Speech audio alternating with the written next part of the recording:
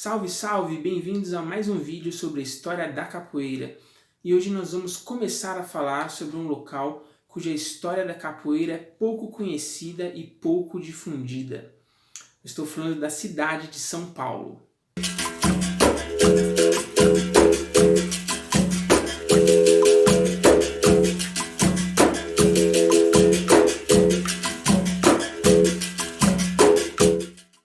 Bom, como eu já falei em outros vídeos, a prática da capoeira era frequente em diversos centros urbanos do Brasil durante o século XIX.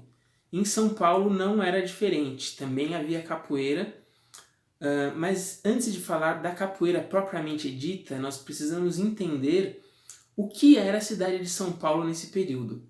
Então, em 1870, São Paulo tinha cerca de 30 mil habitantes, né? E enquanto que a capital federal, o Rio de Janeiro, tinha 240 mil habitantes. Ou seja, São Paulo era basicamente uma vila, como nós podemos ver por esses mapas. Era uma vila restringida ao Triângulo Histórico, formado pelos conventos, pelas igrejas de São Francisco, de São Bento e do Carmo. Então, era basicamente, esse era o núcleo da cidade, que hoje é o centro, né? O centro histórico, e a cidade se restringia àquilo. Em volta havia basicamente chácaras, e ela era restringida pelo rio Tamandateí, que hoje é a Avenida do Estado, e pelo rio Anhangabaú, que hoje é o Vale do Anhangabaú. Então era uma cidade muito pequena, com poucos habitantes, e que a partir do século XIX vê a chegada da economia do café, vindo do Vale do Paraíba, chegando ao oeste paulista, e que no final do século XIX e começo do XX que vai ter sua grande expansão, né, seu grande crescimento. Então, principalmente nesse período aí de meados do século XIX, era uma cidade muito pequena, mas que mesmo assim havia uma escravidão, né, havia uma escravidão urbana de africanos, e que, portanto, haviam práticas culturais africanas nesse local. Uma prova clara de que havia capoeira em São Paulo no século XIX é uma postura de 1833 proibindo a capoeira na cidade.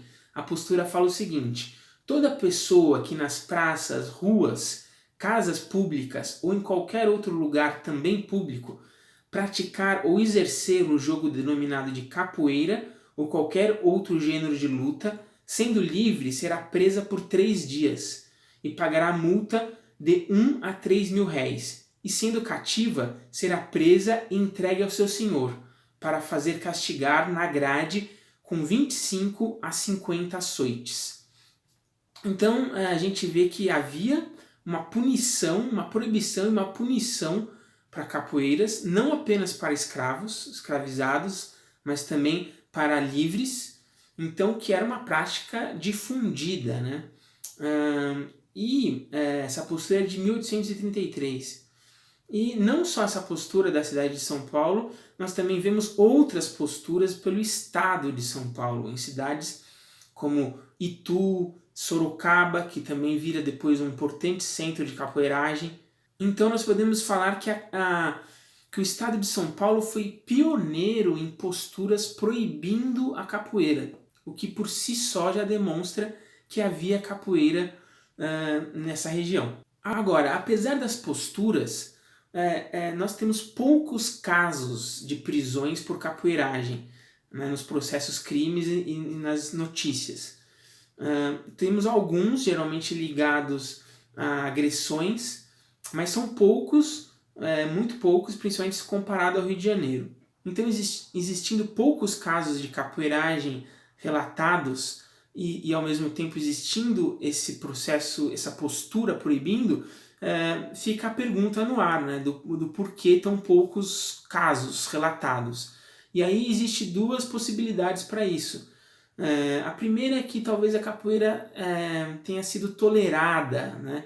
Havia uma espécie de vista grossa, né, talvez, que era feita em relação à capoeira, um pouco, talvez, nos mesmos moldes do Rio de Janeiro, em que era interessante para os senhores ter um escravo capoeira que pudesse se defender e garantir os interesses do seu senhor num ambiente urbano de violência contínua e cotidiana. Então isso também havia em São Paulo. E ao mesmo tempo, outra possibilidade é a falta de policiamento, porque também sabemos que havia pouquíssima polícia em São Paulo nesse período, então provavelmente ela se dedicava a crimes mais graves e crimes leves de agressão ou de brincadeiras de escravos e capoeiragem provavelmente não eram muito perseguidos. Então, mas o fato é que se comparar as prisões do Rio de Janeiro do mesmo período para São Paulo, a gente vê que se o acusado por uma agressão no Rio de Janeiro era capoeira, isso era um agravante, né, para sua sentença. Já em São Paulo não, era um atenuante, porque era considerado uma brincadeira, então poderia ser um atenuante. Então nós vemos formas diferentes de lidar com a capoeiragem nesse período, né, pegando como exemplo São Paulo e o Rio de Janeiro. Mesmo assim, nós temos alguns casos de agressões por capoeira que são relatados, frequentemente ligado ao chafariz, né? Então, assim como o Rio de Janeiro, como todo o Brasil, não havia água encanada, né, nesse meados do século XIX, então o chafariz era um ponto muito importante de coleta de água para a casa do seu senhor. Então os escravos eram um ponto de encontro, né, dos escravos, e aí haviam disputas, haviam brigas, formações de grupos, né? Então em São Paulo também nós vemos uma situação semelhante nesse sentido do Rio de Janeiro. Agora, eu vou contar em próximos vídeos, que não vai dar tempo agora, 2 casos muito interessantes de capoeira no século XIX, 2 pontos muito interessantes na cidade de São Paulo, que é o Chafariz da Misericórdia, que tem uma história interessantíssima, e a Faculdade de Direito. Sim, a Faculdade de Direito do Largo São Francisco também foi um núcleo de capoeiragem, também tem uma história de capoeira muito interessante que remonta ao século XIX e nós vamos contar nos próximos vídeos, beleza? Então não deixe de seguir, de se inscrever no canal, se gostou do vídeo curta e até a próxima.